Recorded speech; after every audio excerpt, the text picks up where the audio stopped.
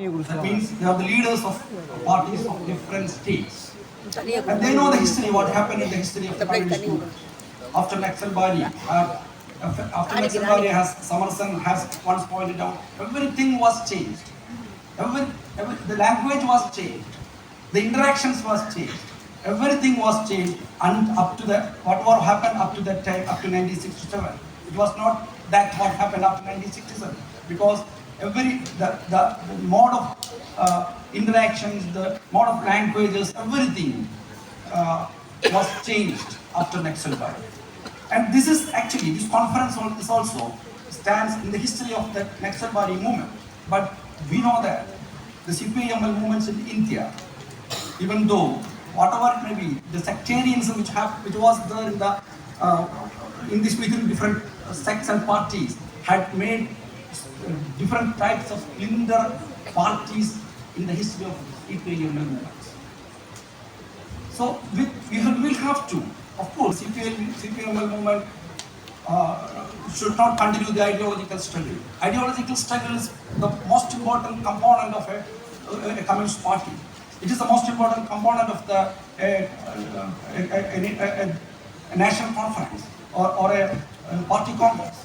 But at the same time, we should see that we are fighting against, at least in India, we are fighting against fascism. We are fighting against corporatization. We are fighting against these elements. So how do we can fight this? In practice, how do we can continue the struggles? So we will have to fight that the sectarianism which was the prevailing in the history of the CPI movement should be chalked out. Of course, the CPML REDSTAR has been struggling. I know that. I was part of this movement, struggling against the sectarianism which was there in the CPML movement. But still, we know that there are several splinter groups which is existing in India in the name of CPML after Naxalbari. Marx and Engels were not trying to find out the whole solution to the whole problems which will arise in the future. But they were trying to find out solution at that time where they lived. But many of the communist parties are thinking that whatever Marx said in the beginning is actually applicable to all parties in future also. That means most of the communist parties see Marxism as dogmatic. It is not dogmatic. It is actually a transforming, or it is a vital principle with which we can develop it from whatever they said. But that is not happening in many of the communist parties. That is what is one of the most important problems of Marxism. If you make quotes from Marx and they explain whatever we are facing now, this is not possible. We can quote Marx, but at the same time, we know that what Marx said is not, as such, is not applicable to the present society. So we have to develop this thing, but this is actually happening in many of the communist parties. REDSTAR has formulated a new method of identifying environmental issues as well as caste issues, for example.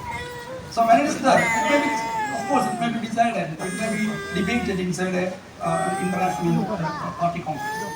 It can be debatable also. Sometimes it may be rectified or something like that. But the criticism against this type of formulations coming from dogmatic views that this is what, if you talk about environmental issues or talk about caste issues, anything like that, this is actually different from the classical approach of Marxism. So you have no right to introduce a new thing apart from the classical approach of Marxism. That doesn't mean that I'm debating these things. I am actually exemplifying one example that how these people, Marxists, so-called Marxists, are criticizing a particular thing by issue to chalk out the issues. As many of the communist movement was failed, of course, due to the lack of debates which should happen inside a party. The party members of various kinds, at various levels, should develop their ideological struggles, ideological knowledge in these things, and they should involve in the discussion of this. And there starts the great debate which can cover the issues of communist movement in India as well as the world. If the members of various committees are not aware of these things, if the members of various states or of various proletarian groups, if they are not aware of these, if they are not developing their ideological level and take part in the struggle of ideological struggle or start a great debate which was happened in the communist movement, with which only we can resolve the problems which we face in the Communist Party. ये हमेशा ये developing struggles and with which we'll have to make new unifications and we'll have to see that the communist parties, whatever maybe in India, should unite in this case. At least in the, there are several.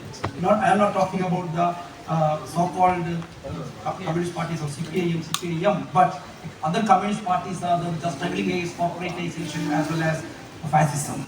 And we should see that what is happening in these communist parties and how you can unite with these parties and how you can reorganize. The thing I repeat, because CPIM and REDSTAR still says that the party is for reorganization of a new communist movement in India, which is very much essential for fighting against fascism and corporatization. With this, I stop my presidential address and I cordially invite Comrade K. Ramachandran to inaugurate this party congress.